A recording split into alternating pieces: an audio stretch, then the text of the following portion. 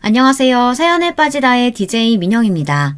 오늘 사연자는 하나만 알고 둘은 모르는 시댁 식구들에게 아주 본때를 보여줬다는데요. 과연 어떤 사연인지 들어보시겠습니다. 오늘도 두 가지 사연 준비되어 있는데요. 끝까지 들어주실 거죠? 그럼 바로 시작할게요. 구독과 좋아요 잊지 말고 꼭 눌러주세요. 안녕하세요. 저는 40대 여자입니다. 저는 봉사단체를 운영하시는 아버지를 따라 어린 시절을 남미나 아프리카에서 오랫동안 보냈어요. 성인이 돼서 한국에 들어와 생활한 지도 벌써 20년이 넘었지만 아직도 한국 문화가 어렵고 익숙하지 않습니다. 문화가 익숙하지 않다는 게 언어라든지 먹는 거라든지 하는 문제가 아니라 이미 생활에 깊숙이 스며들어 있는 문화를 말하는 겁니다. 한국에 들어와 대학을 다녔는데도 대학 생활을 하면서도 익숙하지 않은 게 많았어요. 특히나 선후배 문화라든지 친구들 사이에서도 힘든 부분이 많았습니다. 특히나 겉모습만 보고 사람을 판단하는 게 좀 견디기 힘들었어요. 대학 때 한 번은 이런 일이 있었습니다. 제가 아프리카에서 들어온 지 얼마 되지 않아 옷이나 신발 같은 게 아프리카에서 쓰던 것들 그대로였어요. 그대로 학교에 갔더니 지나가는 학생마다 저를 보고 비웃으며 퀴득거리는 게 느껴졌습니다. 저는 제가 뭐가 이상한지 처음엔 전혀 몰랐어요. 제가 씻지 않은 것도 아니고 옷을 세탁하지 않은 것도 아닌데 왜 저를 보고 웃는 건지 알 수 없었죠. 그런데 첫 번째 과 회식에 가서야 왜 학생들이 저를 보고 웃었는지 알게 됐습니다. 저는 몰랐는데 주변에서 다들 저를 02학번 복학생이라고 불렀대요. 분명 02학번 입학생이 맞는데 입고 다니는 옷이나 스타일이 꼭 복학생 같아서 02학번 복학생으로 부른 거죠. 저는 제 스타일이 좀 촌스럽게 보일 수도 있으니 그렇게 부를 수도 있겠다 싶어 친구들이 저를 복학생이라고 부를 때마다 웃어넘겼어요. 그런데 시간이 지날수록 참기 힘들 정도로 기분이 나쁠 때가 있었습니다. 친구며 선배들이 다들 저를 위한답시고 한마디씩들 하는데 그게 좀 듣기 거북하더라고요. 그래서 제 생각을 솔직하게 말했어요. 아무리 아프리카에서 살다 왔어도 그렇지 여기는 한국이고 이제 대학생인데 외모에도 좀 신경 써야 되지 않을까? 그래, 네가 이상하다는 게 아니라 네가 이러고 다니면 널 모르는 애들이 괜히 무시한다니까. 맞아. 다른 과 애들이 너 운동화 그거밖에 없는 것 같다고 뒤에서 수근거리는 거 들었다니까. 그래, 운동화도 운동화인데 가방 그거 몇 푼이나 한다고 그냥 좀 이름 있는 거 하나로 사라. 네 가방 도대체 어디 브랜드 거야? 우리 나이에 이런 가방 드는 애가 어딨냐? 동기 하나가 제 가방 브랜드를 찾겠다고 여기저기 들춰보기까지 했어요. 저는 기분이 상했지만 애써 웃어 보였습니다. 이 가방이 왜? 책도 많이 들어가고 튼튼해서 난 너무 좋은데. 그리고 나 운동화 이거 하나만 있는 거 맞아. 대학 졸업할 때까지는 이거 하나만 신을 거야. 가방이고 운동화고 다 깨끗하고 멀쩡한데 또 뭐하러 사?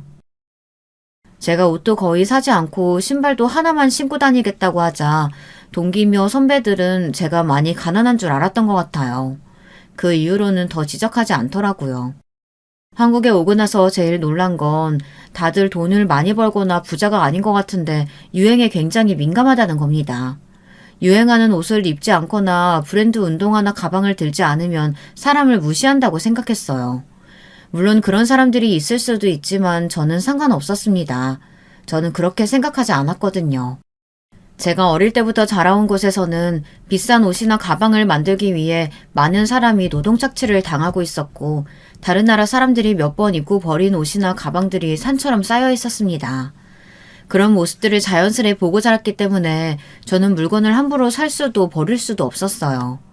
제가 일부러 이런 이야기를 하려고 한 건 아니었는데 제 생각이 그렇다 보니 저도 모르게 친구들에게 그런 이야기들을 많이 했었나 봐요.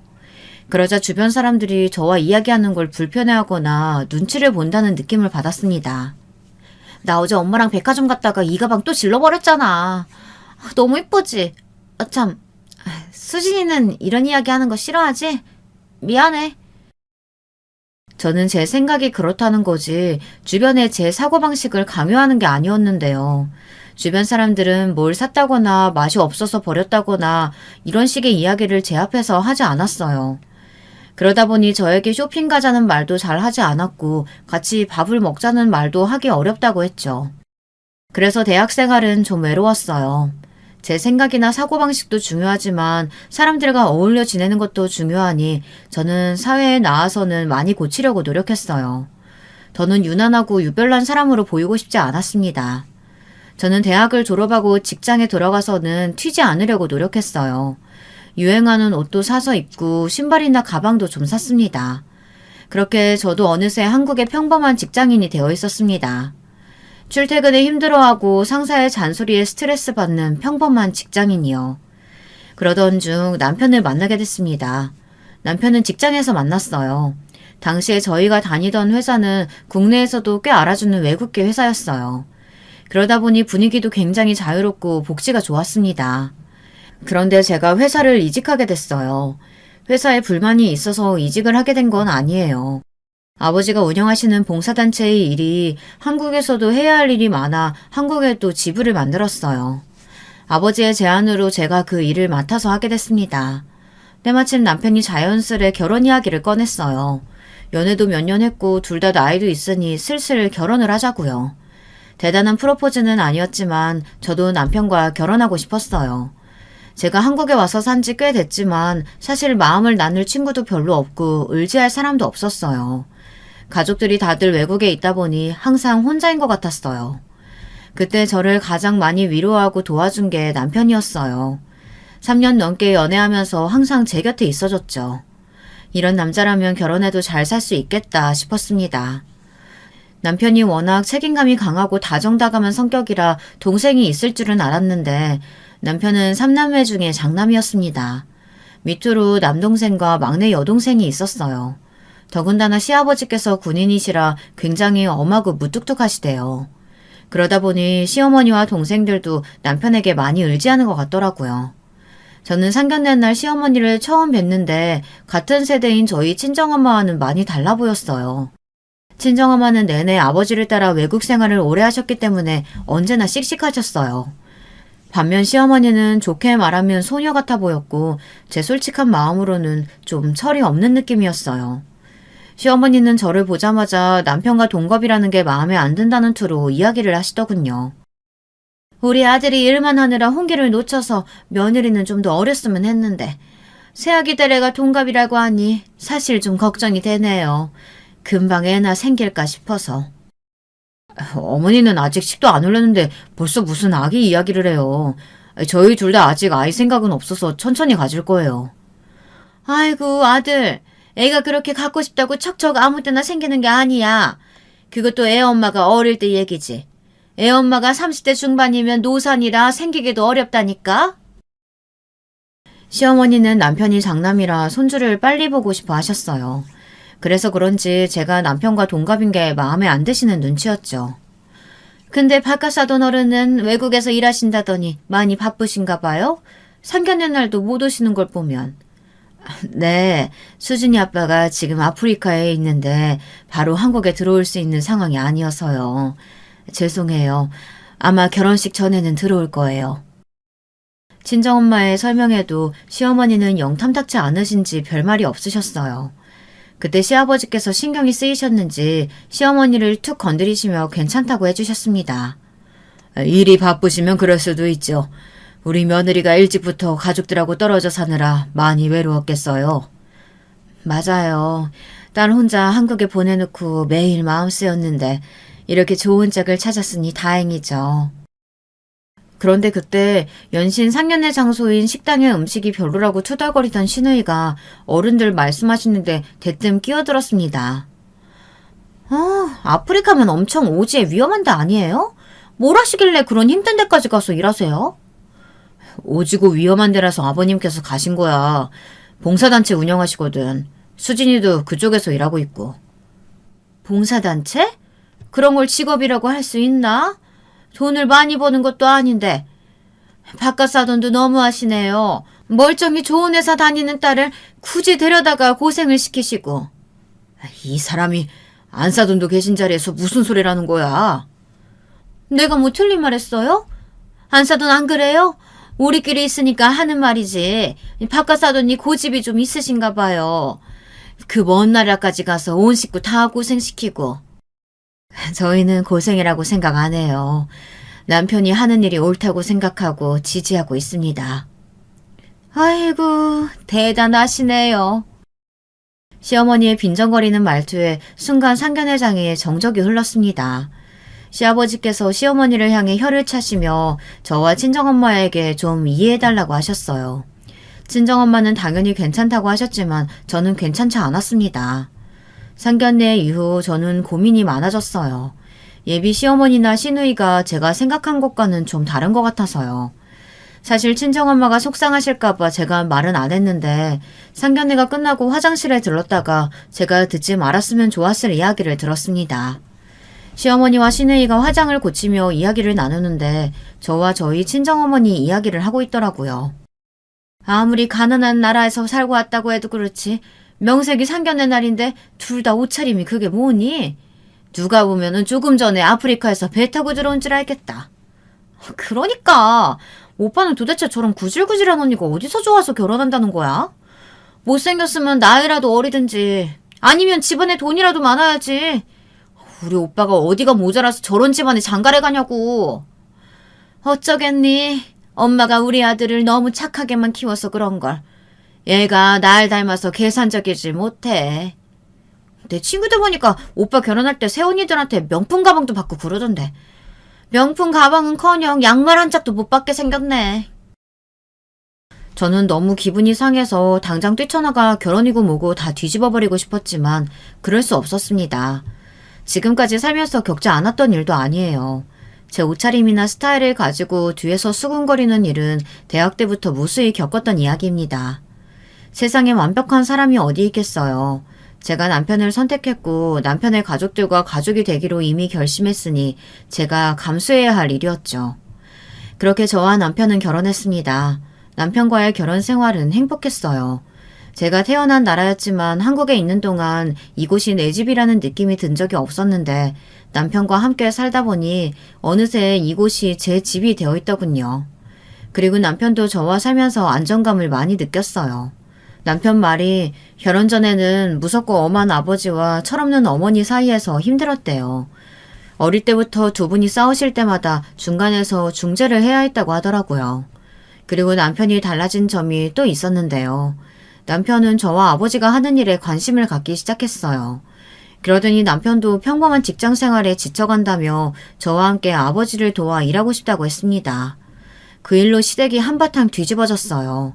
남편이 외국계 기업을 그만두고 저와 함께 일하겠다고 하자 시어머니는 노발대발 남편에게 난리를 치셨나 봐요. 그리고는 며칠 뒤 저를 따로 집으로 부르셨습니다. 내가 살다 정말 별거를 다 본다. 내 아들이 대학 4년 내내 장학금 받으면서 다닌 모범생이야. 거기다가 남들이 다 다니고 싶어하는 직장까지 떡하니 들어가서 이제 부장까지 달았는데 회사를 그만둔다는 게 말이 되니? 저도 잘 생각해보라고 이야기했는데 어머님도 아시잖아요. 진호 씨 똑똑한 사람인 거. 본인도 신중히 생각하고 결정한 일이니까 조금만 더 믿고 지켜봐 주세요. 어이씨구 새아기, 너 지금 그걸 말이라고 하니? 안 그래도 착해 빠진 내 아들 네가 꼬드겨서 회사 그만두고 네 아버지 일 돕게 한 거 아니야? 오호라, 혹시 너희 아버지가 시키든? 잘난 내 아들 데리고 오라고?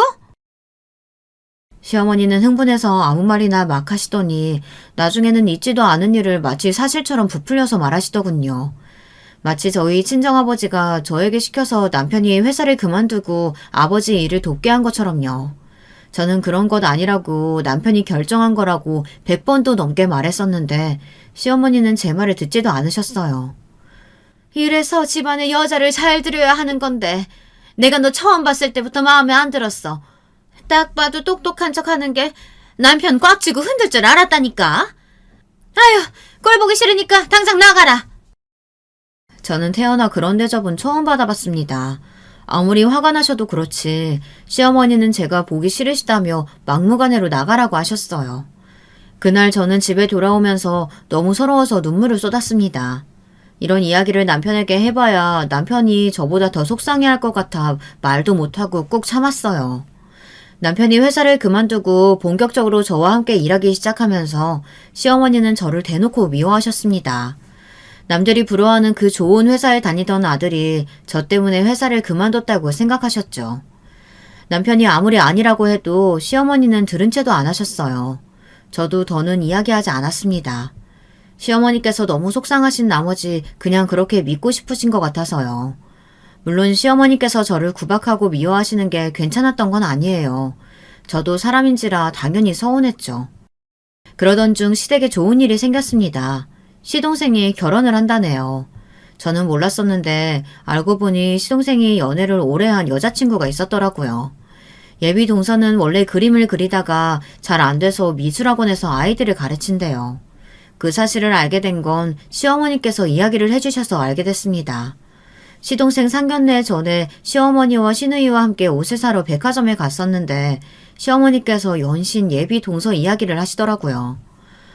대학 때부터 둘이 죽고 못 살길래 그냥 한 살이라도 어릴 때 결혼하라니까. 그림 작가로 성공하면 결혼하겠다느니 많이 그렇게 고집을 피우더니만 결국은 그림 작가는커녕 남의 밑에서 애들이나 가르치면서 나이만 먹고 30 다 넘어서야 결혼하겠다네. 그 언니도 가만 보면 은근 똥꼬집이야. 20대 내내 취업도 안 하고 아르바이트 하면서 그림만 그렸잖아. 한심해서 원. 본인도 대학 졸업하고 몇 년 동안 제대로 된 직장에 취직도 못하고 있으면서 시누이는 남의 말이라고 참 쉽게 하더군요. 그래도 꿈이 있으니까 아르바이트까지 하면서 열심히 버텼겠죠. 저는 너무 멋있는데요. 나중에 꼭 그림 보여달라고 해야겠어요. 네가 그림을 보면 뭐 아니? 쓸데없는 신경 쓰지 말고 빨리 옷이나 골라. 너 내일 상견례 자리에 평소대로 하고 나갔다가는 사돈댁한테 우리 집안 통째로 다 무시당해. 내일은 절대 그 꼴도 보기 싫은 가방 가지고 오지 말고 꼭 이거 들고 나와. 알았지? 시어머니는 평소 제가 들고 다니던 가방이 꼴 보기 싫었다면서 본인 명품 가방까지 빌려주셨어요. 저는 괜찮다고 하는데도 당신이 괜찮지 않다고 하셨죠. 이제만 말이지만 사실 저는 시누이와 시어머니가 이해가 되지 않을 때가 많았어요. 시아버지께서 군인으로 제대하시고 현재 작은 회사 고문으로 근무하고 계세요. 말이 좋아 고문이지 명함만 가지고 있는 거라 월급은 많지 않았습니다. 물론 시아버지께서 연금도 나오시지만 그래도 생활비가 부족하다고 하셔서 저희와 시동생이 매달 시부모님께 생활비를 조금씩 드리고 있어요. 그래서 시아버지는 항상 저희 부부와 시동생에게 미안하게 생각하십니다.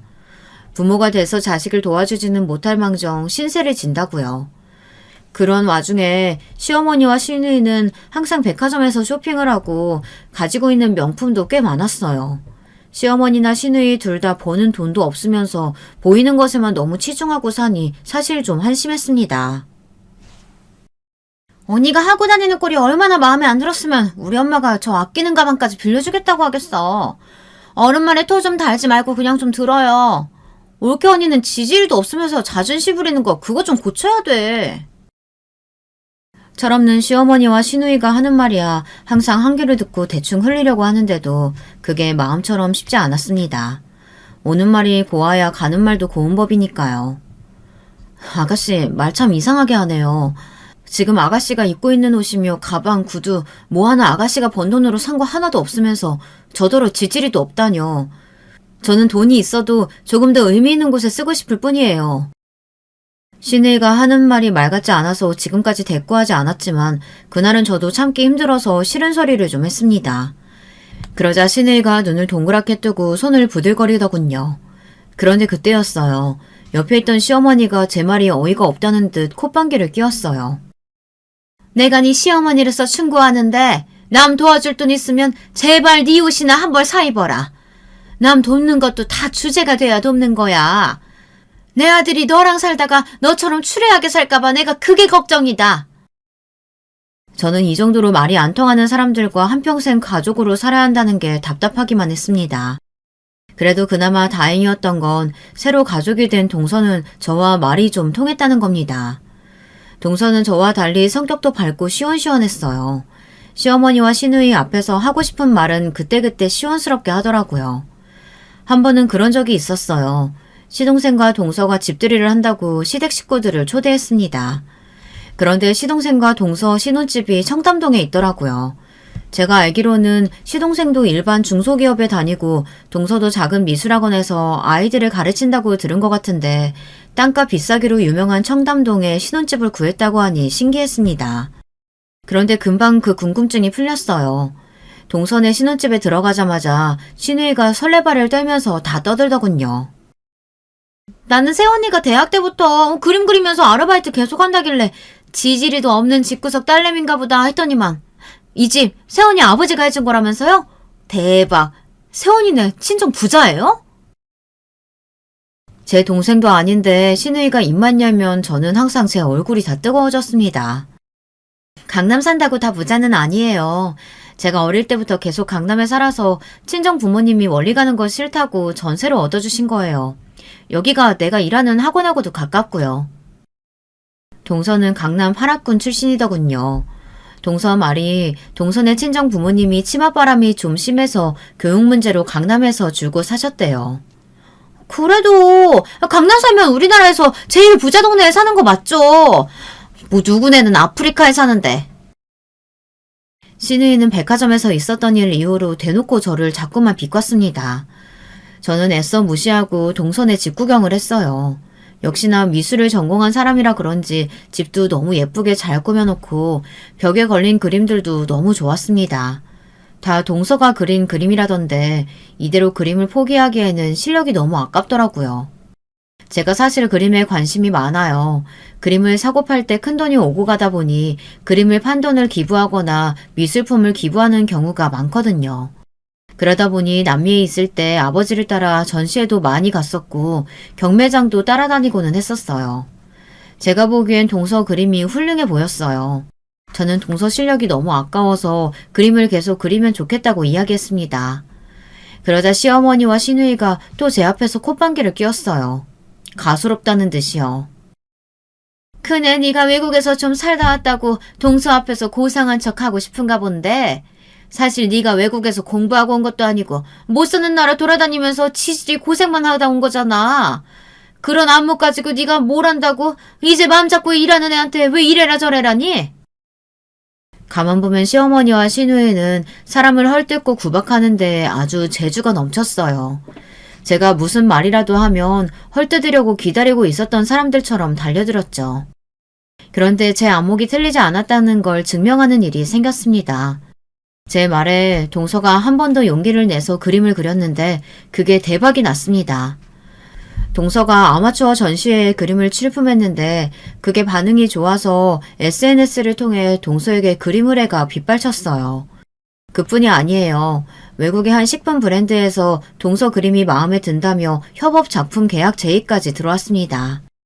동서는 그림을 다시 시작한 지 1년 만에 세계에서 가장 주목받는 젊은 아티스트로 이름을 올렸습니다. 동서는 미술학원을 그만두고 외국 여기저기 전시회에 초대받아 다니느라 바빴어요. 동서는 얼마나 착한지 몰라요. 본인이 잘해서 이뤄낸 성과인데 항상 저에게 고마워했어요. 이게 다 형님 덕분이에요. 집들이 난 형님이 오셔서 제 그림 봐주지 않으셨으면 저에게 이런 행운은 일어나지 않았을 거예요. 이번에 전시회 잘 끝나면 수익금 일부는 형님네 단체에 기부하고 싶은데 받아주실 거죠? 어머머머 둘째야 그게 무슨 소리야. 네가 잘해서 네가 번 돈인데 큰애가 뭘 한 게 있다고 얘한테 고맙대. 그러게. 암튼 새언니는 너무 착하다니까. 생판 모르는 사람들 도와줄 돈 있으면 전화 좀 도와주세요. 동서 말에 제가 대답할 틈도 없이 시어머니와 시누이는 자기들 말하기 바빴어요. 시어머니와 시누이는 동서 그림이 비싸게 팔린다는 말만 듣고 신이 나서 입이 귀에 걸렸습니다. 동서가 시댁에만 오면 옆에 착 붙어서 아부를 떨며 추켜 세우기 바빴어요. 동서가 시댁에 와서 과일이라도 하나 깎으려고 하면 시어머니는 난리가 났습니다. 어머머 둘째야, 네 손이 얼마나 귀한 손인데 과일을 깎아? 괜히 배익이라도 하면 어쩌려고? 그래야 뭐하니? 얼른 네가 좀 깎아라. 암튼 애가 눈치가 없어. 아니에요. 제가 해도 되는데요. 새언니는 이런 허드렛 일 뭐하러 해요? 올케 언니는 원래 하는 일 자체가 남 돕고 봉사하는 일이라 이런 일 정도 된 일도 아니에요. 그래. 우리 둘째 며느리는 다른 건 절대 신경 쓰지 말고 몸 관리하면서 그림만 그려. 정말 눈꼴이 시려서 봐줄 수가 없었어요. 얼마 전까지 동서더러 실력도 없으면서 그림 그리겠다고 고집을 피운다고 하더니만 동서가 잘 되자마자 행동이 180도 달라졌어요. 반면 동서는 시어머니와 시누이의 행동 때문에 항상 제게 미안해서 어쩔 줄 몰라 했습니다. 동서는 시어머니가 뭐라고 하든 과일도 본인이 깎고 설거지까지 했어요. 그게 당연하다고 하면서요. 시어머니나 시누이가 저를 괴롭힌다고 해서 저는 동서가 얄밉거나 밉지 않았습니다. 오히려 동서가 있어서 더 좋았습니다. 동서라도 없었으면 저는 시댁에서 숨도 제대로 못 쉬었을 거예요. 그러던 어느 날이었어요. 뜬금없이 시어머니께서 저를 호출했습니다. 시어머니가 교회를 다니시는데 권사가 됐다면서 교회 분들을 집에 다 초대하겠다고 하더라고요. 그러면서 하는 말이 저에게 식사 준비를 맡아서 하라고 하셨어요. 원래 그런 일은 큰며느리가 하는 거라고요. 저는 기가 찼습니다. 결혼하고 지금까지 한 번도 저를 큰며느리로 대접해준 적도 없으면서 부려먹을 때에는 또 큰며느리라네요. 교회 목사님까지 다 초대했으니까 음식 대충 차리지 말고 신경 써서 해. 네가 없는 사람들 돕는 일 한다고 음식도 없어 보이게 대충 하지 말고. 사람이 참 말하는 게 아다르고 어다른 건데 어쩜 저렇게 말을 밉게 하는지 모르겠습니다. 가만 보면 시어머니는 말로 천냥빚을 갚는 게 아니라 말로 천냥빚을 지는 스타일이었어요. 저는 시어머니께 괜한 잔소리 듣기 싫어서 최선을 다해 음식을 준비했습니다. 제 기준으로 준비하면 또 구질구질하게 준비했네 하며 말이 많을 것 같아 시어머니 기준으로 준비를 했습니다. 호텔식 출장 뷔페를 부르고 백화점에서 디저트도 사다가 준비했어요. 역시나 시어머니 기준에서 생각해서 준비했더니 반응이 좋기는 했습니다. 시어머니 교회분들이 들어오시자마자 휘둥그레진 눈으로 뭘 이렇게 많이 차렸냐고 음식에서 눈을 떼지를 못하셨어요. 그런데 문제는 음식이 아니었습니다. 시어머니는 작정하고 저를 한 방 먹이려고 부르신 것 같았어요. 바쁘게 준비하느라 앞치마를 두른 채 교회분들에게 인사를 하러 나갔는데 시어머니께서 저는 쳐다도 안 보고 말도 안 되는 소리를 하시더군요. 고생했어요. 이제 그만 가봐도 돼요. 아이고 다들 앉으세요. 우리 며느리가 나 축하한다고 호텔 출장 뷔페를 불러줬지 뭐예요. 아, 그 외국에서도 엄청 유명한 화가라는 그 며느리요? 네, 얘가 돈만 잘 버는 게 아니라 성격도 얼마나 싹싹한지 몰라요. 제가 교회에서 권사 됐다고 교회분들 모시고 식사 대접하고 싶다고 하더라고요. 저는 순간 제 두 귀를 의심했습니다. 시어머니는 제가 며느리라는 걸 교회분들에게 소개도 안 하시고 동서 이야기만 하셨어요. 마치 이 음식을 모두 다 동서가 준비한 것처럼요. 아무리 제가 미워도 그렇지 하루 종일 시어머니를 위해서 준비한 저에게 어떻게 그러실 수가 있는지 모르겠어요. 저는 그날 집까지 오는 내내 펑펑 울며 집에 돌아왔습니다. 그리고 다짐했어요. 다시는 시어머니에게 이용당하지 않겠다고요. 그날 저녁 시어머니에게 연락이 왔지만 저는 받지 않았습니다. 대신 남편이 전화를 받아 시어머니에게 한 소리 했어요. 엄마, 도대체 왜 그러는 거야? 며느리한테 손님상 차리라고 한 것도 기가 막히는데 하루 종일 일한 며느리를 손님들 앞에서 인쇄도 제대로 안 시키고 꼭 일하는 사람 부리듯이 그렇게 보내야 했어요? 며느리가 돼서 그까지 뷔페 좀 불렀다고 내가 사람들 앞에서 업어주기라도 했어야 한다는 소리야? 시어머니는 구제불능이었어요. 당신이 제게 무슨 실수를 하셨는지 전혀 가늠조차 하시질 못했습니다. 아, 됐어요.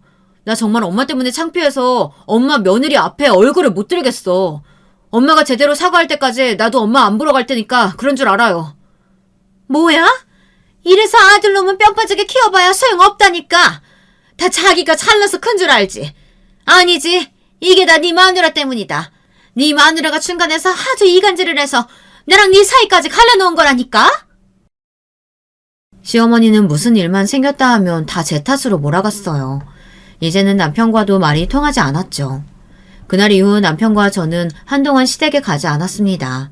저나 남편이나 일이 바쁘기도 했지만 시어머니를 만나봐야 좋은 소리도 듣지 못하니 갈 이유가 없었죠. 그러던 중 동서에 좋은 일이 생겼어요. 시동생에게 연락이 왔는데 동서가 지금까지 우리나라며 외국에서 팔린 그림들이 정산이 들어왔는데 그 돈이 어마어마해서 고민하다가 청담동에 건물을 매입하기로 했다더라고요. 저는 너무 기뻐서 동서와 시동생을 축하했어요. 거기다가 최근에 시동생도 직장에서 승진을 했다고 하더군요. 여러모로 동서에 축하할 일들이 생겼으니 안 만날 수가 없었습니다. 동서가 한턱 쏘겠다고 해서 강남의 유명 호텔에서 식구들끼리 식사하는 자리를 가졌습니다. 그런데 오랜만에 만난 시아버지가 어딘가 안 좋아 보이셨어요. 최근에 만났을 때보다 살도 너무 빠지셨고 식사도 잘 하지 않으셨어요. 저는 걱정이 돼서 어디 안 좋으신 거 아니냐고 여쭙습니다. 그러자 시아버지께서 최근에 살도 좀 빠지고 대변 보는 것도 영 신통치 않다고 하시더라고요. 저는 아무래도 시아버지 건강에 문제가 있으신 것 같아 이것저것 더 물었어요. 그런데 그때 갑자기 시어머니께서 버럭 소리를 질렀습니다. 우리 둘째 며느리가 사주는 비싼 밥 먹는데 소 안 되게 굳이 똥 얘기를 해야겠어? 아유 진짜 더러워서 원. 저 사람이 저렇다.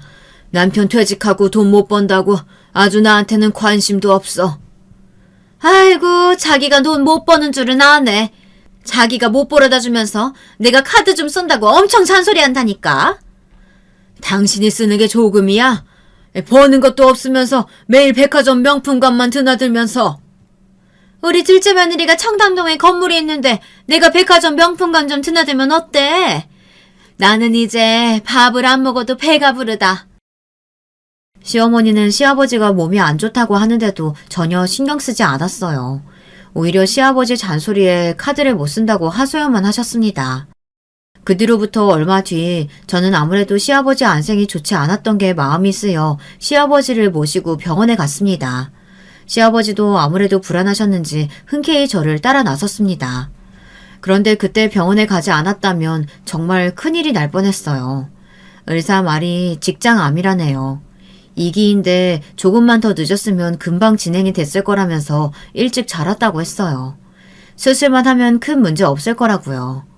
그 일로 시아버지는 저에게 고마워하셨습니다. 그네, 너 아니었으면 정말 큰일 날 뻔했다. 내가 군인이라고 가족들 앞에서 가오만 잡았지. 사실은 겁이 많아. 병원에 가고 싶어도 무서워서 못 갔다니까. 그때 이후 저는 시아버지와 많이 가까워졌어요. 사실 이기라도 암은 암이라 위험한 상황이었는데도 시어머니는 수술만 하면 된다는 말을 듣고 별로 큰일로 여기지 않았어요. 오히려 평소 시아버지께서 관리를 안 해서 그런 거라고 구박만 하셨습니다. 그뿐만이 아니에요. 방사선 치료를 하고 입원해서 항암을 하는데도 시어머니는 한 번을 시아버지와 함께 병원에 가지 않았어요. 다 큰 어른이 병원 가는데 왜 따라가냐고요. 저는 자꾸만 시아버지께서 했던 말이 떠올라 가만히 있을 수가 없었습니다. 군인이었어도 병원에 가는 게 무섭다고 하신 말씀이요. 저는 시간이 되는 대로 시아버지께서 병원에 가실 때 동행을 했어요. 입원하고 퇴원하실 때 모셔다 드리기도 하고요. 며느리인 제가 시아버지를 따라다닌다는 게 혹여나 시아버지께서 불편하신 건 아닌가 걱정했는데 나중에 수술이 다 끝나고 나서 이야기를 하시는데 시아버지께서 너무 고마웠다고 하시더라고요. 자식들보다 낫다고요. 저는 제 마음 편하자고 한 일이었는데 그래도 시아버지께서 좋아하시니 뿌듯했습니다. 그리고 그날 이후 시댁에 완전한 제 편이 생긴 것 같았어요. 시어머니나 시누이가 제게 싫은 소리를 하면 시아버지는 언제나 제 편을 들어주셨거든요. 그러던 어느 날이었습니다. 갑자기 급한 일이 생겨서 남편이 친정 아버지가 계시는 아프리카로 출장을 가게 됐어요. 그날 마침 동서 생일이라 동서네 집에서 파티를 하기로 했는데 제가 남편을 공항까지 바래다주고 오느라 파티에 조금 늦었습니다. 동서에게 조금 늦을 것 같다고 이미 이야기를 했는데도 공항에서 동서네 집으로 가는 1시간 동안 시어머니와 시누이가 번갈아 가면서 전화를 해댔어요. 큰애 너는 하나밖에 없는 동서 생일인데 남편 그 멀리까지 보내는 것도 모자라서 너까지 이런 중요한 날 늦어야겠니? 시어머니는 남편이 일 때문에 아프리카에 가는 걸 아주 못마땅해 하셨어요. 그 좋은 직장 그만두고 기껏 장인 밑에 들어가 돈도 안 되는 일을 하면서 고생만 한다고요. 거기다가 저더러 동서 생일 파티에도 늦는다고 연신 구박을 늘어놓으셨습니다. 그뿐만이 아니었어요. 구박하는 시어머니보다 말리는 시누이가 더 얄밉다더니만 딱 그 짝이었습니다. 엄청 고급스러운 뷔페가 눈앞에 쫙 깔려있는데 올케 언니가 안 와가지고 지금 밥도 다 못 먹고 기다리고 있잖아요. 일 때문에 그러는 건데 어쩔 수 없잖아요. 그렇게 급하면 먼저들 드세요. 언제부터 나를 기다렸다고 그래요? 저는 기가 막혀서 소리를 질렀습니다. 시어머니나 시누이가 언제 저를 신경 썼다고 이러는지 모르겠더군요. 그나마 시아버지께서 제 편을 들어주셔서 힘이 좀 됐습니다. 일 때문에 그러는 건데 운전하는 애한테 정신없이 왜 자꾸 전화해? 큰애야, 걱정 말고 운전 조심해서 천천히 와라. 세연이가 너무 착해서 올케언니 올 때까지 기다린다잖아. 아, 배고파. 빨리 좀 와요. 몸도 아픈 우리 아빠까지 쫄쫄 굶겨야겠어요? 시아버지가 병원에 몇 달을 왔다 갔다 하실 때까지 한 번도 들여다보지 않았으면서 신우이는 입만 살아 떠들어댔습니다. 더는 말하기도 입이 아파 저는 빨리 가겠다고 하곤 전화를 끊어버렸어요. 이제 더는 시어머니나 신우이에게 떨어질 정도 없었거든요. 파티장에 도착하자 동서는 불이 나게 저에게 달려왔습니다. 운전하고 오느라 힘들었겠다며 시원한 음료까지 가져다 줬어요. 그 모습이 마음에 안 드는지 신우이는 아주 날카로운 눈으로 저를 쏘아보고 있었습니다. 그러더니 금세 저에게 다가와 제 손에 들린 쇼핑백을 확 낚아챘어요. 그러더니 동서 생일 선물이냐며 멋대로 쇼핑백을 열어 안을 들여다보더군요. 저는 기분이 나빠서 신우이 손에 들린 쇼핑백을 다시 획 뺏었습니다. 말도 없이 남의 물건을 왜 가져가요? 이거 아가씨 거 아니고 동서 거예요. 누가 뭐래요? 올케언니 안목이 또 얼마나 거지 같은 걸 사왔나 싶어 내가 먼저 확인 좀 하려고 한 거죠. 근데 아무리 사정이 힘들어도 그렇지 우리 세연이 수준이 있는데 건물주 동서한테 생일 선물로 고작 향수가 뭐예요, 향수가. 신우이는 정말 개념이라고는 변기통에 처박고 왔나 봅니다. 남의 선물을 멋대로 들춰보는 것도 모자라서 동서 수준에 맞지 않은 걸 골랐다고 면박을 줬어요. 그런 모습을 보고 가만히 있을 시어머니가 아니었습니다. 시어머니는 깔깔거리며 저를 향해 비웃었어요. 그러더니 대번에 나서서 신우이 편을 들었습니다. 큰애 저라는 거 뭐 하루 이틀이니? 내버려둬라. 평생 저렇게 지질이 궁상으로 살다 죽게. 구박도 먹다 보면 익숙해지는지 이제는 화도 나질 않았습니다. 저는 평소대로 시어머니와 시누이를 무시하고 뷔페나 뜨러 가야겠다 싶었어요. 그런데 그 순간 저보다 더 얼굴이 빨개진 동서가 성큼성큼 제 곁으로 다가오더니 제 손을 꼭 잡고 더는 못 참겠다고 중얼거렸어요. 그러더니 시어머니와 시누이 앞에서 저를 데려가더군요. 안 그래도 형님이 오늘 일 있다고 하셔서 며칠 전에 저랑 형님이랑 따로 만나서 점심 먹었어요. 그때 형님이 저한테 밥도 사주고 제 그림도 사주셨다고요. 세연이, 그런 일이 있었으면 저도 부르지 왜 둘이서만 만났어요? 자꾸 저 빼고 만나면 저 서운해요. 눈치도 없는 시누이는 자기만 빼놓고 저와 동서가 만났다고 입술이 불쑥 튀어나와서 투덜거렸어요.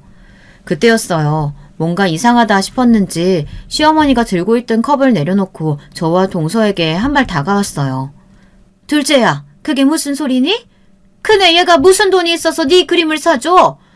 둘째, 너 아무리 가족이라고 해도 네 그림이 얼마짜린데? 이런 애한테 싸게 팔면 안 돼. 소문이라도 나면 어쩌려고? 저는 정말 기가 차서 말도 나오질 않았습니다. 시어머니는 선을 넘어도 한참 넘었어요. 사람을 무시하는 것도 정도가 있지 자기 아들이랑 애까지 낳고 사는 며느리를 어떻게 저렇게까지 대할 수 있는지 모르겠습니다. 저는 도무지 화가 나서 파티고 뭐고 집에 돌아가려고 했어요. 더 있어봐야 좋은 꼴 못 볼 것 같아서요. 그런데 동서가 저를 다시 붙잡았습니다. 그러더니 저에게 가지 말라고 했어요. 이 파티에서 나가야 할 사람은 제가 아니라 바로 시어머니와 시누이라고 하면서요. 형님이 말하지 말라고 하셨지만 저 더는 못 참겠어요. 어머님 아가씨, 제발 그만 좀 하세요. 형님이 저한테 어떤 분이신 줄 알고 그러시는 거예요? 제가 이렇게 번듯한 건물 산 것도 다 형님 덕분이라고요. 새언니, 그게 무슨 소리예요? 언니가 잘나서 산 건물이지 이게 왜 올케 언니 덕분에 산 건물이에요? 아가씨, 저 결혼 전에 아무것도 없는 무명 작가였던 거 몰라요? 제가 갑자기 어떻게 이렇게 유명해질 수 있었겠어요. 형님이 집들인 날 제 작품 보고 너무 좋다면서 거물급 투자자들 소개해준 덕분에 제가 성공한 거라고요. 형님 아니었으면 저 아직도 무명 작가로 있었을 거예요. 아니, 이게 다 무슨 소리야? 큰애, 얘가 아는 사람이 누가 있다고 거물급 투자자를 둘째 너한테 소개해. 말이 되는 소리를 해라. 시어머니의 말에 미간을 잔뜩 구긴 동서가 시어머니에게 다가갔습니다. 어머니는 정말 하나만 알고 둘은 모르시네요. 형님이 항상 검소하고 소박하게 사셔서 그렇지 남미에 있을 때 대궐 같은 집에 사셨던 거 모르셨죠? 형님네 친정 아버지가 외국에서 엄청 유명해서 가는 곳마다 유명한 사람들이 별장이며 호텔이며 못 빌려줘서 안달이라고요. 저도 얼마 전에 전시회 때문에 아르헨티나 갔을 때 형님 아시는 분이라면서 7성급 호텔에 머물게 해주셨어요. 어머머머, 말도 안 돼. 큰애 너희 친정 못 사는 나라만 돌아다니면서 봉사하러 다니는 거 아니었니? 그러게 매일 드라마만 보시지 마시고 기사도 좀 찾아보고 하세요. 형님 친정아버지가 외국에서 워낙 좋은 일 하시는 거로 유명해서 그 단체에 기부하겠다고 만나달라고 줄 선 거물들이 한 트럭이에요. 이번에 우리 그 일도 형님 아버님이 도와주셔서 지사장 단 거잖아요. 그랬습니다. 사실 저희 친정아버지가 남미나 아프리카에 봉사단체를 만드시기 전 한국에서 유명한 교회 목사셨어요. 그 교회에 워낙 우리나라에서도 유명한 기업인들이 많이 다녔었죠. 그때 그분들이 아버지를 워낙에 존경하고 따라서 그때의 인연이 지금까지 이어지고 있어요. 내가 그걸 어떻게 몰랐지? 큰애 아버지께서 뉴스에도 나오시는 그런 분이셨어? 큰애야, 암튼 너는 어쩜 애가 어떻게 그렇게 입이 무겁니? 아버지가 그런 대단한 분이셨으면 당연히 말을 했어야지. 어느새 핸드폰으로 저희 친정아버지를 찾아낸 시누이가 입을 쩍 벌리며 설레발을 쳤어요. 이렇게 큰 교회 목사까지 하신 분인데 왜 몰라봤냐면서요. 어머어머, 나 이번 우리나라 대기업이랑 같이 아프리카에 막 학교도 만들고 우물도 만들어줬다고 텔레비전에 나온 거 봤는데? 그럼 언니가 내 자리 하나 알아봐 줄 수 있어요? 가족 좋다는 게 뭐예요? 얘는? 네 주제에 대기업은 무슨 대기업이야? 차라리 대기업을 다니는 남자를 소개시켜달라고 하는 게 낫지. 큰애야, 내가 너 진짜 딸처럼 생각하는 거 알지? 우리 철없는 막내 할 줄 아는 것도 하나도 없는데 네가 좀 주변에 알아봐서 좋은 혼처 자리 좀 알아봐줘. 시누이도 시어머니도 정말이지 염치라고는 없었습니다. 지금까지 저에게 그렇게 못되게 굴어놓고 순식간에 안면몰수 하더니만 이제와 제게 아부를 떨더군요. 그 모습이 얼마나 구차한지 꼴도 보기 싫었어요. 제가 어머니나 아가씨가 저한테 이럴까봐 말 안 한 거예요. 봐요. 아시자마자 자존심도 없이 저 곤란하게 하시잖아요. 그리고 이왕 아신 김에 확실히 말씀드리는데요. 전 절대 아버지 얼굴에 먹칠하는 일은 안 해요. 제가 아가씨 어떤 사람인 줄 뻔히 아는데 미쳤다고 남자를 소개하겠어요? 괜히 무슨 망신을 당하라고요. 뭐예요? 언니 지금 말 다 했어요? 엄마! 올케 언니 말하는 것 좀 봐. 날 소개하면 망신이래잖아. 시누이는 정말 멍청해요. 바로 조금 전에 제 앞에서 대기업에 좋은 자리 하나 알아봐달라고 할 때는 언제고 저한테 싫은 소리 좀 들었다고 바로 눈을 부라리고 덤벼들더라고요. 정말 사람이 되려면 멀었습니다. 너 조용히 하네? 어디 버릇없이 올케한테 덤벼? 큰애야, 쟨 신경 쓰지 말고 우리 저쪽으로 따로 가서 이야기 좀 하자. 그나마 시누이보다 시어머니가 머리는 좀 더 좋아요. 본인에게 자식이 시누이 하나뿐이 아니다 보니 제 비위를 맞추기 바빴죠. 시어머니는 제 손을 꼭 붙들고 데리고 가더니만 음식까지 퍼다주며 시동생 이야기를 하기 바빴어요. 행여나 제가 기분이 상해 승진한 시동생이 잘못되기라도 할까봐 걱정하셨습니다. 지금까지 나한테 서운한 거 있으면 다 털어버려. 원래 가족이라는 게 싸우기도 하고 그러는 거잖아. 그리고 너도 네 동서 이뻐하니까 문제는 없겠지만 이 늙은이가 걔나 노파심에 묻는 건데 우리 둘째 지사장까지 달았으니까 곧 임원도 문제 없겠지? 글쎄요. 그거야 서방님이 알아서 잘 하시겠죠. 에이, 찾아보니까 우리 아들 다니는 회사 회장님도 큰애 너희 아버지 존경한다고 인터뷰도 했던데 뭘. 제발 바깥사돈께 말씀 좀 잘 드려줘. 그리고 그런 대단한 분들 만나러 가실 때 네 남편도 꼭 좀 데리고 다니시라고 하고. 저희 시어머님이지만 정말 대단한 분이셨습니다. 저희 친정아버지에 대해 아시자마자 지난 몇 년간 제게 했던 만행들은 까마득하게 잊으시고 저에게 잘 봐달라고 하셨어요. 저는 순간 소름이 돋아서 더는 시어머니와 마주하고 있을 수가 없었습니다. 오히려 시어머니나 시누이가 동서에게 아부를 떨며 잘 보이려고 할 때는 이 정도로 기분이 상하지는 않았습니다. 동서가 눈에 띄게 성장하고 달라지는 모습을 저도 옆에서 봤기 때문에 사람이 그 정도로 성공하면 주변에 당연히 다들 아부들 떨고 굽신거리기도 하는 거니까요. 하지만 저희 친정은 달랐습니다. 제가 태어났을 때부터 지금까지 저와 저희 친정은 달라진 게 하나도 없었어요. 그런데 바로 몇 분 전까지 저와 저희 친정을 세상에서 제일 못나고 바보 같은 사람을 취급하던 시어머니가 동서의 말 몇 마디에 순식간에 달라지는 모습을 보자 징그러워서 도저히 한 공간에 있을 수가 없겠더군요. 시어머니는 용서할 수가 없었어요. 결혼하고 몇 년 동안 저는 시어머니와 시누이의 모진 구박과 면박을 당하면서도 시간이 지나면 언젠가 저를 인정하고 가족으로 받아들여줄 거라고 기대했어요. 그런데 제가 너무 멍청했습니다. 시어머니나 시누이는 그런 상식적인 생각으로는 도저히 감당할 수 없는 사람들이었어요. 계산기 두드려서 이익이 되는 사람하고만 가족이 되는 사람들이었죠. 소름 돋으니까 이 손 놓으세요. 다시는 저한테 우리 며느리라는 둥, 딸 같아서 그랬다는 둥 그런 소리 하지 마세요. 동서, 나 도저히 이런 사람들하고 같은 공간에 못 있겠어. 생일 축하해. 우리 다음에 따로 보자. 저는 그대로 동선의 집을 박차고 나와버렸습니다. 시어머니는 주차장까지 저를 따라왔어요. 착한 우리 큰며느리가 왜 이럴까? 그동안 나한테 서운했으면 다 풀어.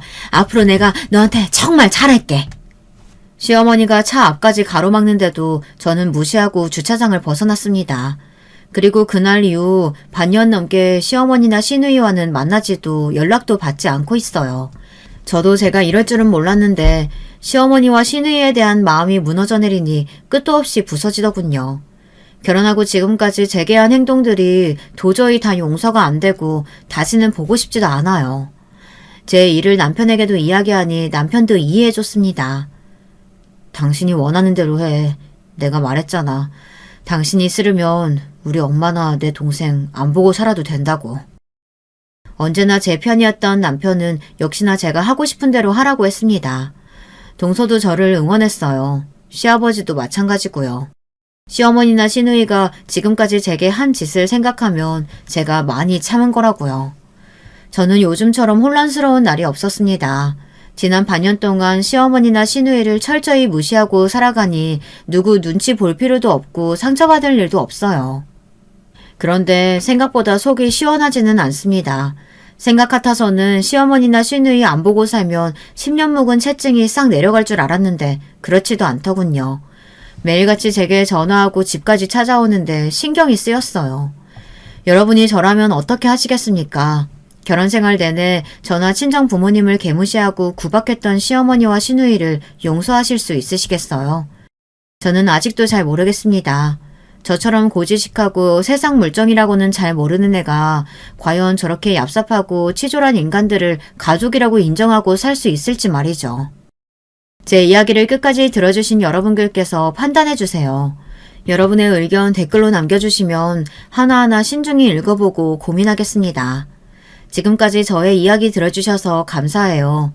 여러분들에게는 언제나 행복하고 즐거운 일만 가득하시길 바라겠습니다. 여러분, 두 번째 사연 시작하기 전에 좋아요, 구독 꼭 눌러주실 거죠? 그럼 두 번째 사연 바로 시작합니다. 안녕하세요. 저는 얼마 전에 있었던 정말이지 충격적인 일을 소개할까 합니다. 열길 물속은 알아도 한길 사람 속은 모른다는 옛말이 있잖아요. 진짜 옛어른 말씀 틀린 것 없다고 제가 이 말을 온몸으로 겪게 될 줄은 꿈에도 몰랐답니다. 다음 주가 되면 결혼 7주년이 되는 저희 부부는 시아버님과 함께 살고 있어요. 함께 살기 시작한 것은 1년이 채 되지 않았는데요. 저희들을 모르는 사람들은 이렇게만 듣고 나면 힘들어서 어떻게 하느냐, 불편하진 않느냐 등의 말들로 저를 위로하시는 경우가 많아요. 하지만 저희 부부와 시아버님을 알고 있는 사람들은 저희더러 복받았다는 말씀을 많이 하신답니다. 그만큼 아버님께서 너무 잘해주시기 때문인데요. 오늘 얘기하려는 것도 다 우리 아버님과 관계된 거예요. 저와 저희 남편은 유치원과 초등학교를 함께 나온 사이예요. 아주 어린 시절부터 이웃집에 살면서 친하게 지냈던 동네 친구였죠. 부모님들 사이도 무척이나 가까워서 가족끼리 여기저기 많이 놀러 다녔답니다. 남편은 삼형제 중 막내인데요. 딸이 없으셔서 특히 저를 예뻐해 주셨던 기억이 아주 생생해요. 아주버님들도 오빠 오빠 하면서 따르는 저를 다른 친구들에게 자기들 여동생이라고 하면서 엄청 챙겨주셨어요. 덕분에 학교를 마치고 집에 오는 길에 무서운 언니들을 만나도 걱정할 필요가 없었어요. 당시에는 동네에 그런 언니들이 있었거든요. 이리 오라고 불러서는 일명 삥 뜯는다고 그러죠. 돈 있으면 차비하게 달라고 하는 그런 언니들이 좀 있었어요. 초등학교 입구에서 기다리고 있다가 어린 애들이나 키 작은 아이들을 보면 쫓아가서 돈을 받아냈죠.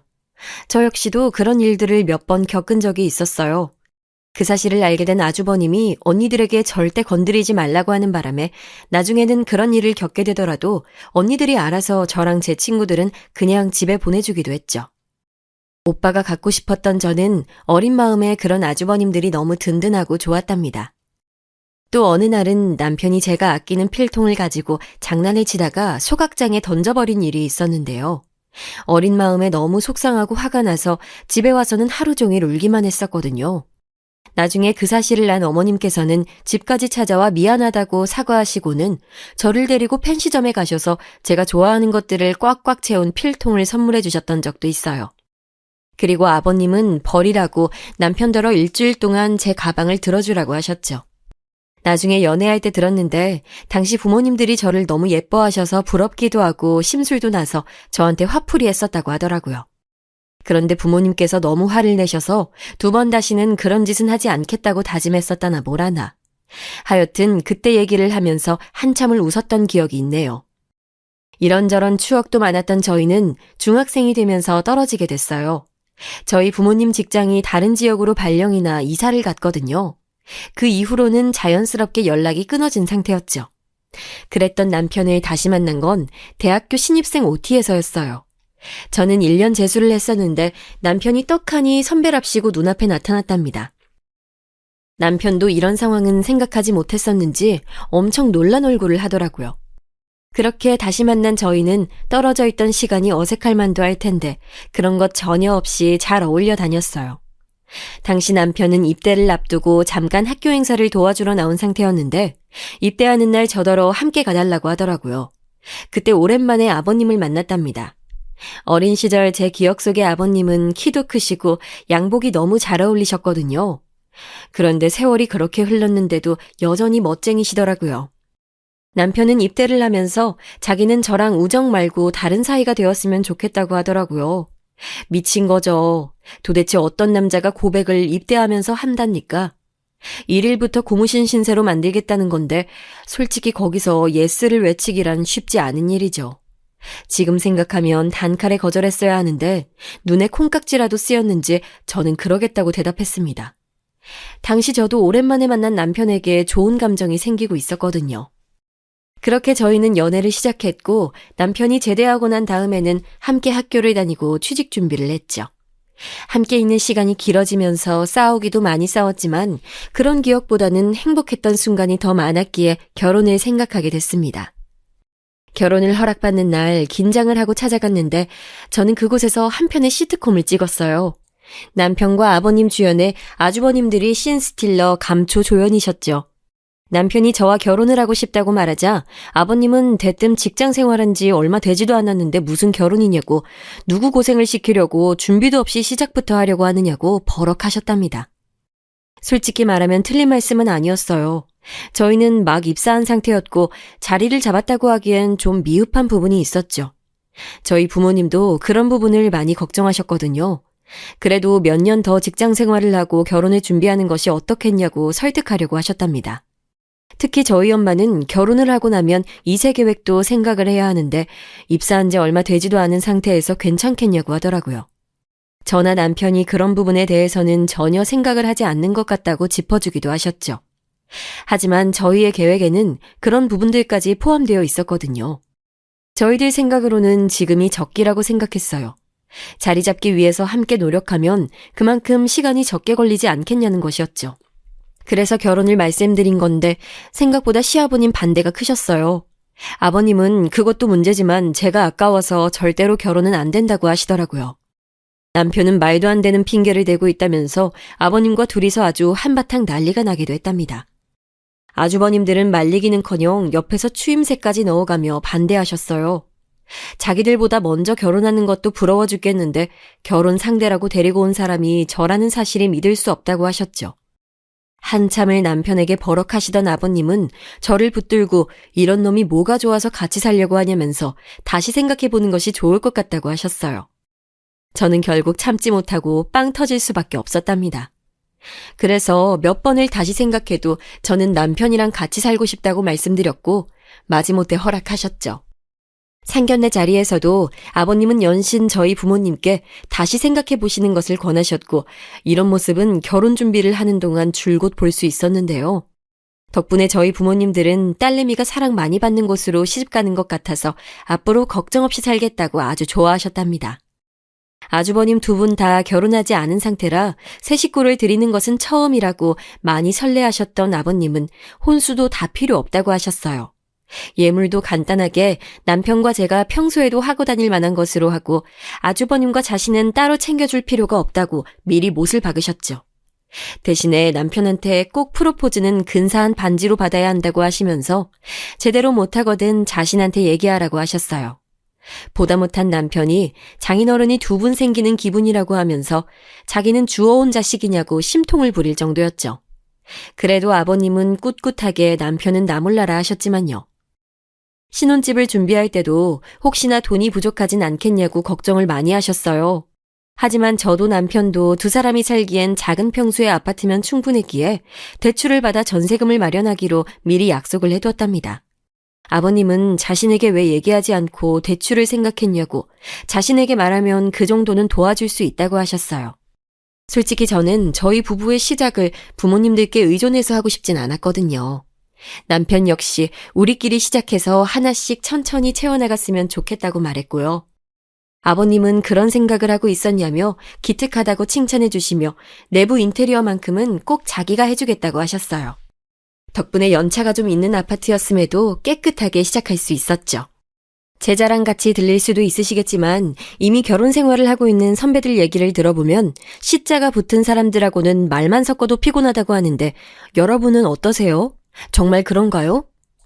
우스갯소리 중 하나긴 하지만 시금치도 씨가 들어가서 싫다고 하는 분이 있다고 하더라고요. 하지만 저는 그런 게 전혀 없었어요. 아주버님은 아직도 제가 그 어린 시절 꼬맹이로 보이시는지 볼 때마다 남편이 말 안 듣고 쏙 썩이면 자기들이 해결해 주겠다고 하셨고 남편한테는 잘하라는 말을 꼭 하셨어요. 그때마다 남편은 형들이 결혼도 안 했으면서 부부 사이의 일을 알 수는 있냐고 맞받아치는 바람에 가족 모임은 항상 시끌벅적했죠. 아버님은 한술 더 뜨셔서는 남편이 혹시라도 술 마시고 늦게 들어오거나 집에서 대장 노릇하려고 들거든 조금의 망설임 없이 쫓아내라고 하셔서 항상 남편은 자기만 외톨이라고 불만이었답니다. 여러분은 시댁 식구들이랑 자주 모임을 가지시나요? 저희는 다들 근처에 살아서 한 달에 한 번은 꼭 가족 모임을 가지고 있어요. 아마 어떤 분들은 식겁을 하실 수도 있겠네요. 무슨 모임이 그렇게 자주 있냐고 말이죠. 시댁 식구들과 함께 앉아서 밥을 먹는다니 상상만 해도 부담스럽다고 하는 분들도 계실 거예요. 하지만 저는 시댁의 가족 모임이 한 번도 불편하거나 힘든 적이 없었어요. 오히려 아버님께서 왜 한 달에 한 번이나 너희들이랑 밥을 먹어야 하냐고 명절이나 생일, 어버이날이면 충분하다고 귀찮다고 하시는 걸 겨우 설득한 것은 우리 자식들이었답니다. 저희가 계속 가자고 하니 결국 아버님은 그렇게 가족 모임을 해야겠으면 밖에서 보자고 하셨어요. 집에서 보기는 뭘 집에서 봐. 누가 요리하고 누가 다 치우냐. 그 많은 걸. 그냥 밖에서 먹고 깔끔하게 헤어지면 깔끔하고 좋잖아. 집에서 하면 손 많이 가서 싫다. 나는 너희들 요리 못하는 거 내가 다 아는데 결국은 우리 며느리만 고생하잖아. 난 우리 며느리 고생시키기 싫다. 그러니 밖에서 봐, 밖에서. 어머님 기일도 마찬가지였어요. 제사상 차리라고 하는 것도 횡포라고 하시면서 납골당에 모셨는데 아버님은 그것마저도 저희들을 귀찮아 하시더라고요. 시간 될 때 다들 알아서 엄마 보러 다녀와. 섭섭해할라. 같이는 뭐하러 다 같이 간다고 하는 거야. 번잡스럽게. 우르르 몰려다니는 거 딱질색이다. 그렇게 말씀하시고는 납골당에 혼자 다녀오셨어요. 물론 저희는 펄쩍 뛰었지만 아버님이 이번만큼은 절대로 양보 못한다고 하셨죠. 하여튼 저는 시아버님이라고 어렵다거나 힘든 부분이 하나도 없었어요. 그래서 형님들이 생길 때도 이런 우리 가족의 분위기에 잘 어울려 주신다면 분명 화목한 가정이 될 거라고 믿어 의심치 않았죠. 그런데 사람 마음이 다 같을 수는 없다고들 하잖아요. 딱 그 말이 맞았어요. 제가 헛된 꿈을 꾸고 있더라고요. 아주버님들은 거의 비슷한 시기에 결혼하셨어요. 1년 안에 아들 둘을 장가 보내셨죠. 두 분 모두 고모님이 준비하신 선자리에서 만났다고 하셨어요. 상견례 자리에서 처음 뵙는데 큰형님 되실 분은 차갑게 보이셔도 말씀하시는 게 명쾌하고 둘째 형님 되실 분은 애교가 엄청 많으신 것 같았고요. 처음 만나는 자리였지만 저는 두 분이 참 마음에 들었어요. 두 분 모두 아버님께 엄청 다정하게 잘해주셨고 저에게도 마음 써주고 계시구나 하는 것이 느껴졌거든요. 정말 꿈꾸던 가족으로 지낼 수 있겠다는 희망이 부풀었죠. 조금 어려운 얘기지만 가족 모임이 있다고 말씀을 드렸을 때도 저녁 한 끼 먹는 것이 뭐 그리 힘든 일이겠냐고, 그렇게 서로 얼굴 보고 이야기하면 좋은 것 아니겠냐고 하시면서 긍정적으로 반응해 주셨어요. 아버님은 다른 일이 있으면 빠져도 된다고 하시면서 굳이 무리해서 올 것 없다고 하셨지만 다들 마지막 주 수요일이 되면 어김없이 함께 모여서 밥을 먹었답니다. 저는 이런 시간들 덕분에 남으로 만난 사람들이 서로 정을 주고받으면서 친해질 수 있지 않았나 싶어요. 대면대면한 사이보다는 이런 관계가 더 좋다고 생각했고요. 그런데 1년이 좀 지나기 시작하자 형님들께서 제게 살짝 불편하다는 말씀을 하시더라고요. 한 달에 한 번, 횟수로도 너무 많고 간단한 저녁 식사라곤 하지만 자기들은 눈치가 보인다고 말이죠. 특히 큰형님께서 맏며느리로 좀 눈치가 보인다고 하더라고요. 솔직히 아무도 눈치 주는 사람이 없는데 왜 그런 생각을 가지셨는지 이해가 되진 않았어요. 물어봐도 원래 시댁이 다 그런 것이라고 하시면서 오히려 멀쩡한 제가 이상하다고 하시더라고요. 둘째 형님은 매번 음식점을 찾는 것도 힘들고 평일 저녁을 먹는 것도 회사 일이 많아 부담스럽다고 하셨죠. 그런데 음식점 예약은 늘 제가 해왔고 주말에 하자고 했을 때 반대하시는 바람에 평일로 옮긴 건데 정말 어처구니가 없더라고요. 그래서 지인들에게 물어봤어요. 가족 모임이 한 달에 한 번 하는 건 어떠냐고 말이죠. 충분히 많다고 생각할 수 있다고 하더라고요. 워낙 아버님이 편하게 잘해주셔서 저는 많다고 생각한 적이 없었거든요. 아버님은 혼자 계시고 자식들이 멀지 않은 곳에 살고 있으니 한 달에 한 번이라도 얼굴을 보자는 의미였는데 제가 오버했구나 싶기도 했죠. 그런 고민을 한창 하고 있는데 때마침 비슷한 시기에 두 분이 아이를 가지게 됐어요. 그래서 이 모든 일들은 어영부영 묻혀버렸답니다. 아버님께서 홀몸도 아닌데 무리해서 움직이지 말고 몸 편하고 마음 편해야 한다고 신신당부를 하셨거든요. 우리 남편이 공무원인 것과 다르게 아주버님 두 분은 해외 출장이 잦은 분들이에요. 그러다 보니 자주 있는 일은 아니지만 장기간 나가는 경우도 종종 있었죠. 저는 이미 아이 둘 경험도 있기도 하고 우연하게도 한 동네에 살고 있었기에 아주버님들이 장기 출장이라도 가게 되면 종종 들러 필요한 것들을 챙겨주기로 했어요. 하지만 저도 하는 일이 있어서 쉬운 일만은 아니었어요. 아버님께서는 혼자서 챙기기 힘들지 않냐고 하시면서 많이 도와주셨어요. 며느리들이 혹시 입덧으로 고생할까봐 형님들 먹고 싶다고 하는 것은 무엇이 되었든 챙겨주셨답니다. 어딜 나갔다 오실 때마다 아기용품을 하나씩 사는 건 물론이고 몸에 좋다고 하는 것들이 보이면 꼭 양손 가득 들고 오셨죠. 그런데도 너무 자주 찾아가면 혹시나 며느리들 스트레스 받을까 싶어서 택배로 보내는 일이 대다수였지만요. 아이가 태어난 이후 큰형님은 하루라도 빨리 복귀를 하고 싶어 하셨어요. 육아휴직을 내면 지금까지 쌓아올린 경력이 한순간에 무너질 수도 있다고 엄청 걱정하시더라고요. 하지만 아직 돌도 지나지 않은 아이를 두고 나간다는 것이 어디 쉽게 결정할 수 있는 일은 아니잖아요. 친정 식구들에게 맡길 상황도 아니었고 베이비시터를 내심 불안하시기도 하고 하셨나 보더라고요. 처음엔 저한테 아이를 좀 봐줄 수 없냐고 하셨어요. 하지만 저도 제 일이 있다 보니 선뜻 그렇게 하겠다는 말이 나오진 않았어요. 제가 챙기기에는 가게 일이 있어서 곤란한 상황이었죠. 그런데 이때 아버님께서 흔쾌히 아이들을 봐주시겠다고 하셨어요. 시어머니도 아니고 시아버지가 무슨 아이를 볼 수 있겠냐고 생각하시는 분들도 덜어 있으시겠지만 저희 아버님은 여러분이 상상하시는 것 이상의 스킬을 보유하신 분이랍니다. 아주버님과 남편 어릴 때는 육아는 함께하는 것이라고 하면서 아버님은 기저귀 갈고 목욕시키고 분유 먹이는 등등 빠짐없이 다 해보셨대요. 그것도 육아 고수나 마찬가지일 정도로 아주 능숙하셨죠. 저희 아이들도 어릴 때 아버님께서 종종 봐주셨는데 어찌나 섬세하게 챙겨주시는지 감탄이 절로 나올 정도였답니다. 덕분에 우리 아이들은 지금도 할아버지라고 하면 좋아 죽어요 아주. 그렇게 시아버님의 도움을 받은 두 형님들은 직장에 빠르게 복귀를 했어요. 아침에 출근길에 애들을 시댁에 맡겨두고는 퇴근하면 데리고 가셨죠. 아이들이 좀 더 컸을 때는 어린이집에서 데려와 퇴근할 때까지 아이들을 케어하는 것이 다 시아버님 몫이 되었고요. 아버님은 손주들 돌보는 재미가 쏠쏠하다고 하셨지만 많이 고되고 힘들지 않을까 생각이 들었어요. 아이들과 함께 지내려면 그만큼의 에너지도 필요하잖아요. 게다가 어찌나 활동적인지 잠시라도 가만히 있지를 못하는 아이들이라 조금만 다른 일을 하고 있으면 금방 시야에서 벗어나 사고를 치다 보니 눈을 뗄 수가 없었죠. 이때부터 저는 형님들에게 조금씩 섭섭함이 쌓이기 시작했어요. 두 분은 급할 때는 아버님을 찾아와서 도와달라고 징징거렸으면서 정작 아버님 생신이나 어버이날에 저녁 먹자고 하면 무슨 일이 많은지 늘 핑계만 대면서 미루는 일들이 많았거든요. 그러던 어느 날이었어요. 아버님께서 드물게도 가족들을 집으로 부르셨죠. 꼭 오라는 말씀을 하시는 편이 아닌지라 저희 부부뿐만 아니라 아주버님 내외도 의아한 표정으로 모였답니다. 아버님께서는 잠깐 망설이시는 듯 하시더니 처음으로 유산에 관한 이야기를 꺼내셨어요. 그동안 이런 얘기를 직접적으로 하셨던 적이 한 번도 없었거든요. 저희는 아직 정정하신데 무슨 그런 얘기를 하시느냐고 모두 깜짝 놀랐지만 아버님께서는 요지부동이셨죠. 아무래도 친구 장례식장에 다녀오신 것이 계기였던 것 같아요. 아버님께서는 재벌은 아니지만 그래도 그동안 사업을 하시면서 모아둔 재산을 어떻게 할지 정해두는 것이 좋을 것 같다고 하셨어요. 너희 어머니가 세상을 떠날 때 약속한 것이 있었다. 나중에 우리 아이들 먹고 자고 쉴 수 있는 집 마련해주고 남은 것들은 싹 다 정리해서 사회에 돌려주고 홀가분하게 떠나자고 말이야. 그래서 너희 결혼할 때 내가 집을 해준 것도 그런 의미였어. 너희 어머니와의 약속을 지키기 위해서. 그래서 나는 유언장에 이 점을 분명히 하려고 한다. 하지만 막내는 내가 결혼할 때 챙겨주지 못했기에 이 집은 막내에게 주고 가련다.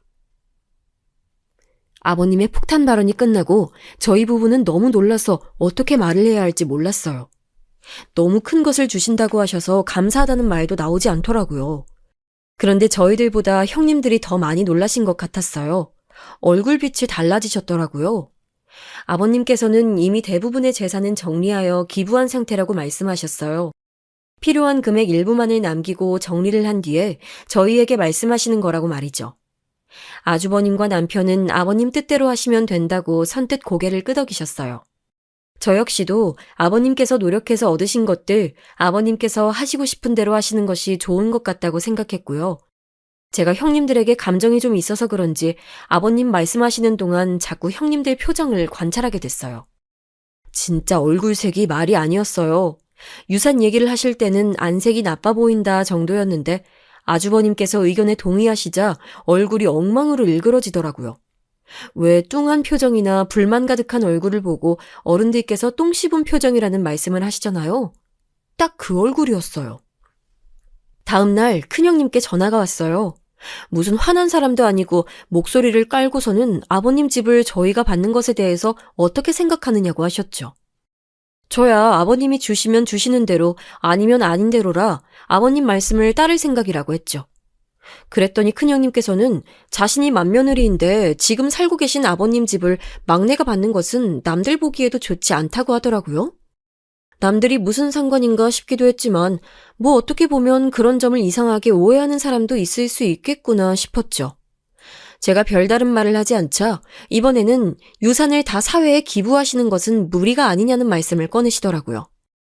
다른 말씀을 하시진 않았지만 목소리에서 섭섭함이 느껴지더라고요. 어처구니가 없었죠. 저는 처음 아버님께서 유산 문제 이야기하셨을 때 왜 벌써부터 준비를 하시는 걸까 하면서 속상하기도 하고 마음도 많이 불편했거든요. 그래서 큰형님께서 지적하시는 섭섭하다고 하는 부분에 관해서는 조금도 이해가 되지 않았어요. 저는 아버님 말씀처럼 저희가 결혼할 때 저희끼리 대출받아 작은 아파트 전세로 시작했고 그 대출금을 다 갚은 것은 최근이라 아버님께서 신경을 쓰셨던 것 같다고 말씀드렸어요. 그랬더니 형님은 몇 번이나 저에게 결혼할 때 받은 것이 없냐고 확인 또 확인을 하시더라고요. 그렇다고 말씀을 드렸음에도 잘 생각해보라고 하면서 계속 같은 질문을 반복하시더라고요. 정말 받은 것이 없냐? 집 말고 다른 것으로 받은 것은 아니냐? 인테리어에 돈은 얼마 들었는지 알고는 있느냐 등등 무슨 취조받는 기분이 들면서 짜증이 나더라고요. 결국은 정색하고 도대체 뭐가 알고 싶으신 거냐고 물었더니 큰형님께서 오히려 화를 내시면서 됐다고 전화를 확 끊어버리셨죠. 다음 날은 둘째 형님께서 전화를 주셨더군요. 전 재산 기부라니 너무하신 말씀 아니냐고 하면서 볼멘 소리를 하셨죠. 자식들은 고생하면서 사는데 어떻게 그럴 수 있냐고 말씀하시는데 어처구니가 없었죠. 고생하면서 산다니 누가 그렇게 산다는 말인가 싶었어요.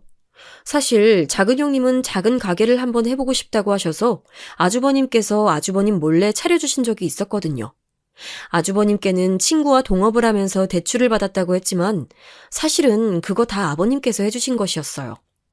아이들을 곁에서 케어만 하자니 생활비가 빠듯하고 직장에 다니자니 아이들이 자꾸 눈에 밟힌다나 어쩐다나. 아버님이 그 말에 약해지셔서 작은 가게를 차려주셨답니다. 처음엔 의욕적으로 하는 것 같더니 요즘은 손님도 거의 없이 파리만 날리고 있었죠. 큰형님은 주식으로 돈을 날렸던 적이 있는데 그것도 아버님께서 아주버님 몰래 해결해 주셨어요. 친구가 알려준 정보라고 하면서 간도 크게 거금을 주식에 투자를 했는데 알고 봤더니 그 친구가 바람잡이 역할을 하던 사람이었던 것이죠. 아주버님께서 아시면 큰일 난다고 우시는 바람에 마음 약해진 아버님께서 도와주셨거든요. 앞으로는 절대로 주식에 손을 대지 않겠다고 약속까지 하셨던 분이었죠. 이 모든 일을 다 알고 있던 저로서는 형님들의 반응이 기가 차더라고요. 남편과 얘기를 해볼까 하다가도 워낙 이런 부분에 칼 같은 사람이라 차마 꺼낼 수는 없었죠. 우선은 형님들께 저도 남편도 아버님의 의견에 불만이 없고 아버님께서 하자고 하시는 대로 따라갈 생각이라고 분명히 못을 박았답니다. 그랬더니 두 분 다 한동안 제 전화를 전혀 받지 않으시더라고요. 나중에 알았지만 이미 집에서 아주버님께 서운하다고 얘기를 꺼냈다가 불벼락이 떨어진 상황이었다고 하더라고요.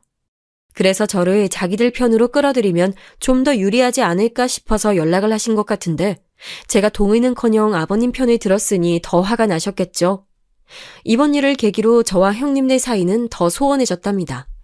아버님의 유산 분배와 관련한 일이 있고 나서 어색했던 형님 동서 관계는 코로나가 터지면서 더 심해졌어요.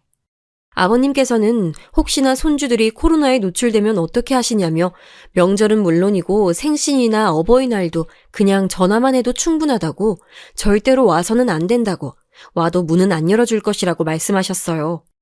절대로 오지 말라고 하시면서 전화만 해도 충분하다고 하셨어요. 하지만 저는 전화 드릴 때마다 괜찮다, 불편한 것은 없다, 잘 지내고 있다고 아버님께서 말씀하셨지만 신경이 많이 쓰이더라고요. 그래서 일주일에 한 번은 꼭 퇴근길에 들려서 아버님 얼굴도 뵙고 냉장고도 챙겨보고 했답니다. 그런데 어느 날 평소처럼 전화를 드렸는데 전혀 받지를 않으시더라고요. 평소에도 전화만큼은 빨리 받으시는 분이라 걱정이 되기 시작했죠. 집으로 찾아갔지만 아무리 불러도 반응이 없었어요. 주무시나 싶기도 했지만 이렇게까지 소리를 지르며 불렀는데 반응이 없다면 무슨 일이 터진 것이 분명하다 싶더라고요. 괜한 기분이 들어 열쇠를 따고 들어갔더니 아버님께서 쓰러져 계셨어요. 정말 지금도 그때만 생각하면 손발이 덜덜 떨려오고 머릿속이 하얗게 변하는 것 같아요. 저는 급하게 구급차를 부르고 남편에게 전화를 했어요. 손이 너무 떨려서 통화를 누르기까지 한참이 걸렸죠. 남편은 미친 듯이 밟아 병원에 도착했어요. 의사 선생님 말씀으로는 조금만 늦었어도 큰일이었다고 하시더라고요. 뇌출혈이 보이는데 의식을 찾아봐야 더 자세한 것을 알 수 있다고 말씀하셨죠. 덜컥 겁이 나더라고요. 혹시 우리들 모르게 병원에 다닌 것은 아닐까. 우리끼리는 아버님께서 친구 장례식장에 다녀오셔서 울적한 마음에 괜히 유산 얘기를 꺼내신 것이라고 생각했는데 사실은 아니었던 것이죠. 이런 일이 있었을 것을 미리 대비하셨던 걸까. 머릿속은 온갖 생각으로 가득했어요. 연락을 받고 찾아오신 형님과 아주버님과 함께 저희는 병원 밖에서 발만 동동 구르면서 기다리고 있었어요. 코로나라 병원에 들어가는 것도 한정된 인원만 가능하더라고요. 다행히 생각보다 빨리 의식을 찾으셨단 소리에 저희들은 다들 안도의 한숨을 내셨답니다.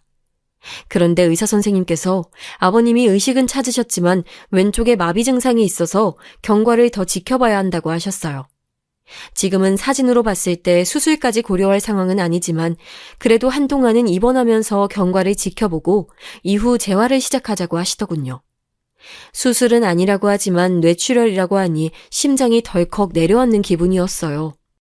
아버님께서 입원하신 이후 병원에서는 보호자 1명만 병실에 들어갈 수 있고 그마저도 시간이 정해져 있다고 했어요.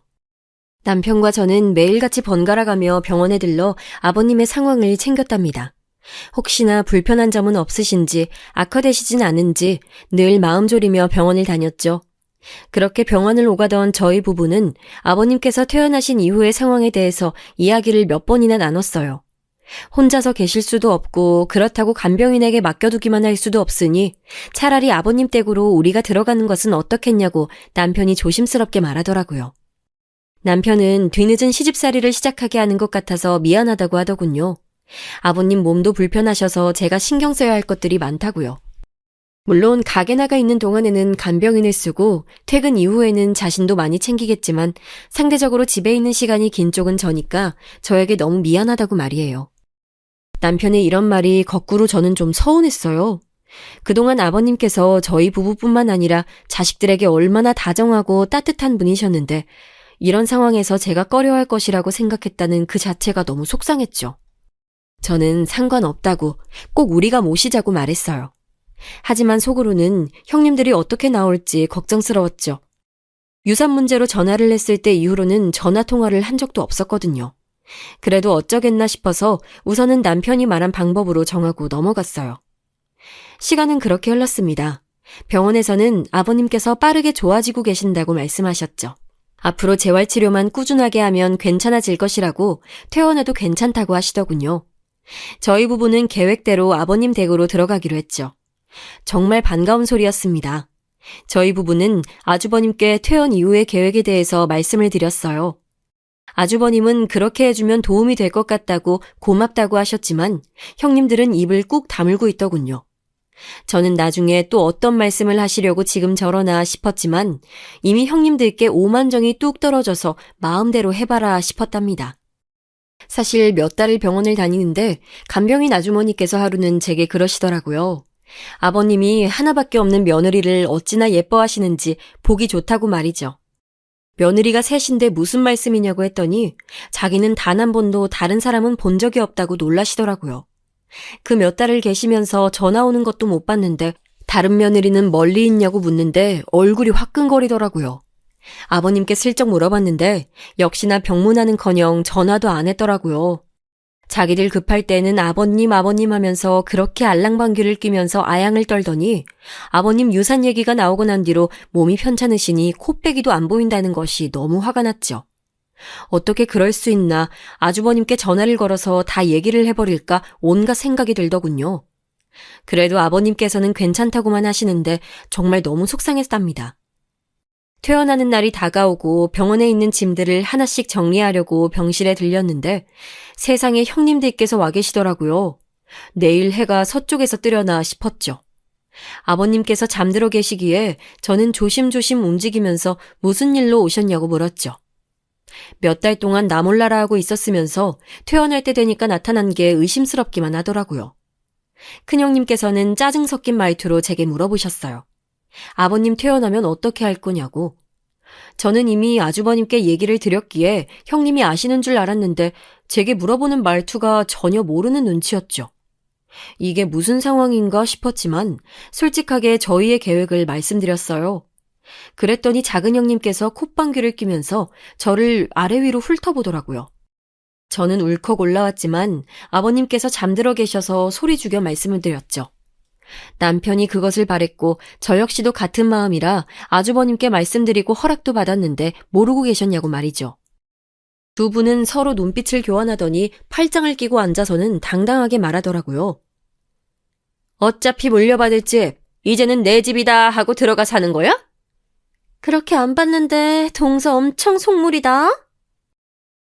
상상도 못했던 말들에 저는 당황해서 뭐라고 대꾸해야 할지 모르겠더라고요. 속에서는 무언가 부글부글 끓어오고 있었죠. 속물이라니. 어차피 우리는 저 노인네 못 챙겨. 그러니까 동서가 좀 알아서 해봐. 속물이라 정말 다행인 거지? 저는 형님들이 퍼붓는 악담에 혼이 나가버릴 것 같으면서도 혹시나 아버님이 깨시면 어떻게 하나 걱정이 되더라고요. 형님들은 병실에 계시는 아버님은 안중에도 없는 듯이 계속 폭언을 쏟아댔죠. 이거 병실에서 무슨 냄새가 나는 거야? 아, 꿉꿉한 노인네 냄새. 둘째 동서, 동성 괜찮아? 난 코가 예민해서, 진짜 이게 뭐야? 생각만 해도 소름 돋아. 그럼요, 형님.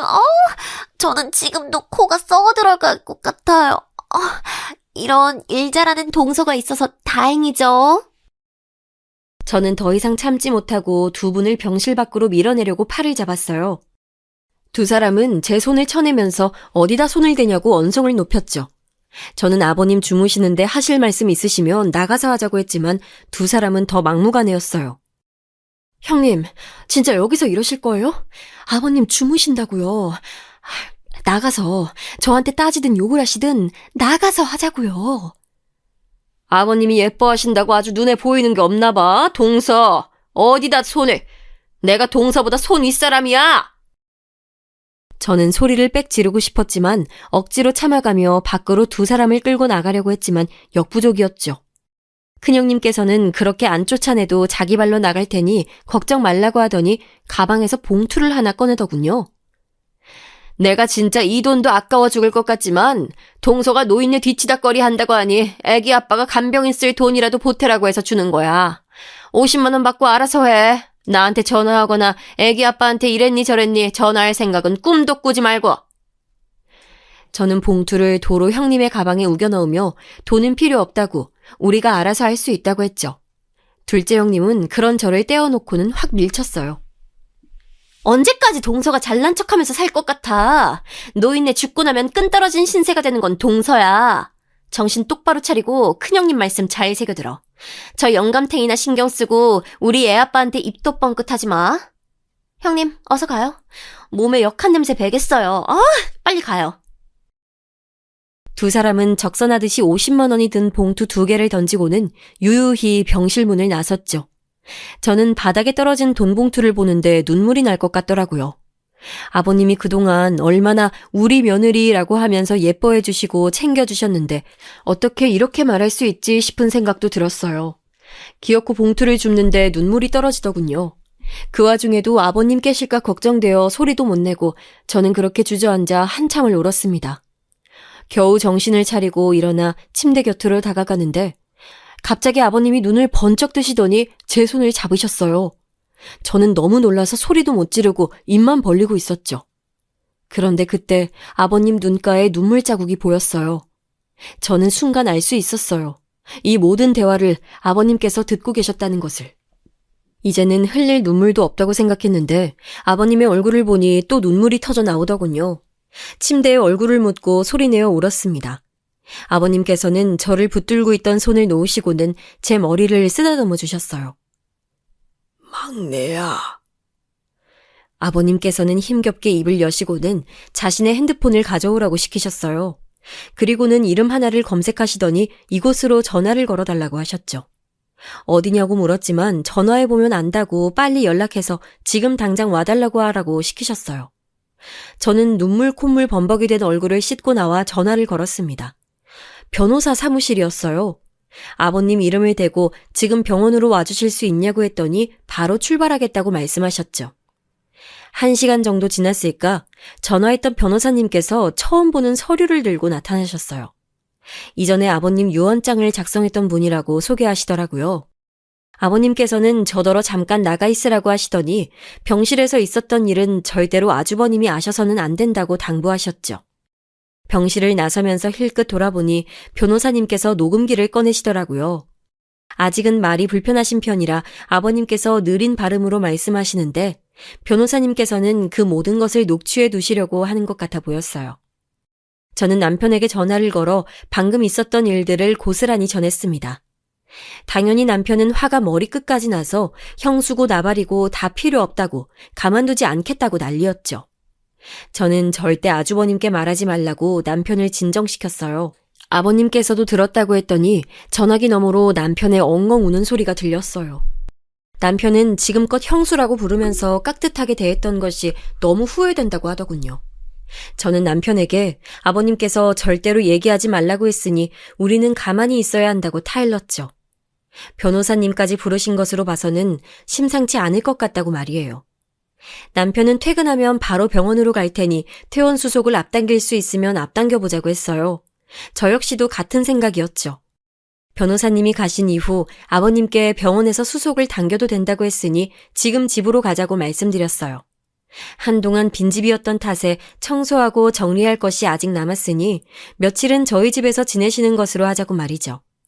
아버님께서는 고개를 끄덕이시며 제 손을 꼭 잡으셨어요. 특별한 말씀이 있던 건 아니었지만 저는 그것만으로도 충분했죠. 아버님 퇴원 이후 저희 부부는 바쁘게 움직였어요. 살고 있던 집은 전세로 주고 이사를 했죠. 아이들은 좋아하는 할아버지와 하루 종일 있을 수 있다는 것이 너무 좋다고 엄청 신나했답니다. 오죽하면 학원도 빼먹고 할아버지 옆에서 쫑알쫑알거리며 같이 놀고 싶어하는 애들을 달랬답니다. 병실에서 말했던 것처럼 형님들은 약속한 대로 매달 50만 원씩 제게 보내줬어요. 저는 그 돈을 한 푼도 쓰지 않았어요. 물론 사용해도 상관은 없었지만 간병인을 불러도 제 돈으로 하고 싶더라고요. 아버님을 그렇게 무시하는데 그런 사람들의 돈을 아버님을 위해 쓰고 싶지 않았거든요. 그렇게 몇 달이 흐르고 아버님께서는 눈에 띄게 좋아지셨어요. 걷는 시간도 많이 늘었고 말씀도 많이 좋아지셨죠. 본인 스스로도 좋아진 것이 느껴지시는지 표정도 많이 밝아지셨답니다. 그러던 어느 날 아버님께서 형님과 아주버님을 집으로 불렀어요. 그날은 병실에서 마주치로 처음 서로 얼굴을 마주하는 날이기도 했어요. 그동안 저는 그 사람들이 말했던 것처럼 단 한 번도 전화를 하지 않았어요. 당연히 아버님 소식을 알고 싶어 하지도 않았죠. 아주버님이 출장을 다녀오면 아버님을 뵙겠다고 오셨는데 그때도 매번 혼자 오시거나 애와 함께 오실 뿐 형님들 모습은 볼 수가 없었어요. 일이 바쁘다고 하는데 그거 다 개소리였죠. 저한테 한 말도 있는데 무슨 낯짝으로 나타나거나 전화하겠어요. 하여튼 얼굴을 마주하는 그 자리에 병실에서 만났던 변호사님도 오셨어요. 가족들은 낯선 사람의 등장에 의문을 표했지만 아버님은 아무 말씀도 하지 않으셨어요. 가족들 모두가 모인 자리에서 아버님께서는 유언장을 바꿨다고 말씀하셨어요. 순간 집안에 정적이 흘렀죠. 형님들은 일시정지 버튼을 누른 사람처럼 조금도 움직이지 않고 있었죠. 물론 저도 마찬가지였어요. 유언장의 변동은 예상하지 못했거든요. 재산 정리했다는 말 다 거짓말이었다. 너희들이 미련을 갖지 않길 바랐기 때문이었어. 자기 것이 아닌데 자기 것이 될 수 있다고 생각하면서 살까봐 진실을 숨기기로 했지. 사실은 모든 것은 다 그대로였다. 내가 죽고 나서야 유언장에 적힌 대로 변호사 이폐하의 재산을 처분하기로 되어 있었다. 아버님께서는 기존의 유언장을 찢으시며 이 유언장은 없던 일로 하겠다고 하셨어요.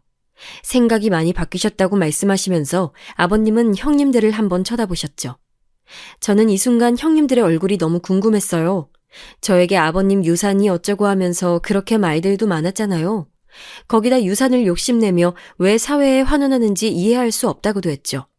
무엇보다도 저희가 아버님 집을 물려받는다는 것을 자존심 상하기도 하셨고요.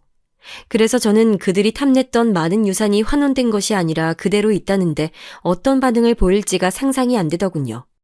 고개를 숙이며 두 사람을 바라보니 자기들끼리 시선을 교환하면서 불안해서 어쩔 줄 몰라 하더라고요. 저도 느꼈는데 이들이 몰랐을 리가요. 아버님이 말씀하시는 동안 형님들을 몇 번이나 바라보셨거든요. 형님은 어떻게든 이 상황을 피해보고 싶었는지 아버님을 부르며 다가갔어요. 하지만 아버님은 들은 척도 하지 않고 말씀하셨죠. 내가 병원에 있으면서 아주 많은 것을 알게 됐다. 특히 큰애와 작은애가 어떤 마음으로 우리 아들들이랑 결혼했는지, 나를 어떻게 생각했는지 알 수 있는 기회도 생겼고 말이다. 아버님 말씀이 끝나자마자 형님들은 사색이 되어 잘못했다고 빌기 시작했어요. 아버님은 형님들 쪽을 한번 바라보고는 변호사에게 새로운 유언장을 읽어주라고 하셨어요.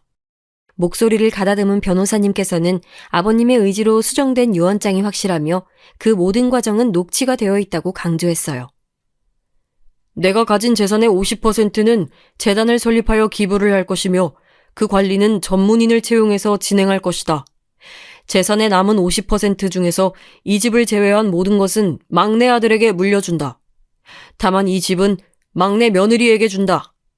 만약 첫째 아들과 둘째 아들이 지금의 부인과 이혼을 하게 된다면 셋째가 혼자서 받기로 한 50%를 첫째 15%, 둘째 15%, 막내 20%씩 나누어 물려준다. 또한 집은 변동 없이 막내 며느리에게 물려준다.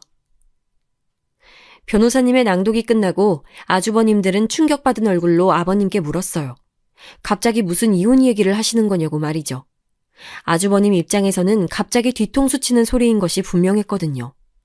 아버님은 침착하게 둘이 병원에 찾아왔던 얘기를 담담하게 말씀하셨어요. 이야기를 다 듣고 난 아주버님은 그럴 리 없다고 하셨어요. 흔들리는 눈을 보면서 망설여지기도 했지만 저는 솔직히 모든 이야기들을 했어요. 아직까지도 머릿속에 생생하게 남아있던 대화 내용들을 그대로 전했죠.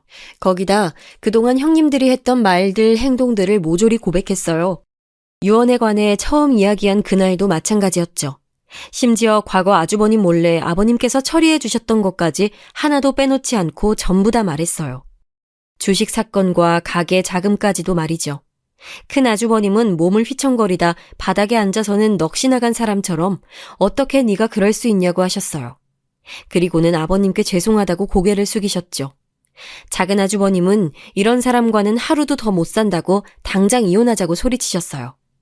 작은 형님은 갑자기 무릎을 꿇고는 아버님의 다리에 매달려 자신이 잘못했다고 한 번만 용서를 해달라고 빌기 시작했어요. 큰형님도 질세라 아버님 앞에 무릎 꿇고 앉으셔서는 빌기 시작했죠. 그 모습에 남편은 몇 번이나 주먹을 쥐었다 폈다 하며 화를 참고 있었죠. 그는 꾹꾹 눌러 참으며 어떻게 용서해달라는 말이 나오느냐고 소리를 쳤지만 형님들 귀에는 들리지 않는 것 같았어요. 아버님은 재고의 여지 없이 다 끝났다고 하셨지만 두 사람은 꼼짝도 하지 않았어요. 그렇게 바닥에 납작 엎드린 두 사람은 자신들을 용서해달라고 울면서 빌었지만 들어주는 사람이 아무도 없었죠. 한참을 절망하며 바닥만 보던 아주버님은 형님을 끌어내어서는 집으로 돌아가셨어요. 저와 남편은 먼저 가보겠다는 말에 허리 숙여 인사만 할 뿐 입이 떨어지지 않더라고요. 다음 날부터 형님들은 집으로 찾아오기 시작했어요. 아버님께서 절대로 문을 열어주지 말고 전화도 받지 말라고 하셨기에 밖에서 아무리 우는 소리가 들려도 못 들은 척했죠. 자기들도 아무리 집으로 찾아와서 만나달라고 빌어도 방법이 없다는 것을 아셨는지 이제는 제 가게로 찾아오시더라고요.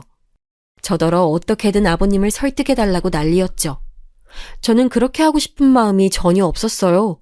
그랬더니 아주버님께서 이혼을 요구하셨다고, 자기는 이렇게 못 헤어진다고, 진상도 이런 진상이 없더라고요. 저는 예전에도 그랬지만 지금도 아버님 말씀을 어길 생각이 없으며 그럴 힘도 없다고 했어요.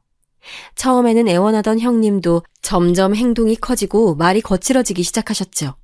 그래도 저는 아버님 핑계를 대고는 꿈쩍도 하지 않았어요. 두 사람도 점점 지쳐가는지 찾아오는 빈도수가 줄기 시작하더라고요. 그렇게 몇 달의 시간이 흘렀습니다. 기억 속에 잊혀져 갈 때쯤 남편이 알려주더라고요. 큰아주버님은 이혼을 하셨다고 말이죠. 다행스럽게도 합의 이혼을 했으며 양육권은 아빠가 갖고 있기로 했다네요. 건너 들었는데 큰형님은 자기 부모님이 있는 미국으로 갔다고 하더라고요. 둘째 아주버님은 아직 이혼 소송 중이라고 해요. 둘째 형님이 위자료를 엄청나게 부르면서 이 돈을 주지 않으면 이혼 못한다고 하는 바람에 한창 진흙탕 싸움 중이죠. 곧 결론이 난다고는 하는데 그 과정에서 아이들이 상처받지 않았으면 좋겠다 싶었습니다. 이렇게 한바탕 피바람이 불고 간 것 치고 저희 집은 평화롭게 지내고 있습니다. 특히 아버님께서 점점 좋아지셔서 이제는 30분 이상 걸어 다니셔도 힘들다는 소리를 하지 않으시더라고요. 얼마 전부터 키우게 된 반려견과 함께 아이들과 집 근처 공원으로 산책을 나가실 수 있을 정도로 말이죠. 마비 증상이 오래 남으면 어떻게 하나 걱정했는데 정말 다행이죠. 아버님이 작성하신 유언장은 지금도 그대로 유지되어 있답니다.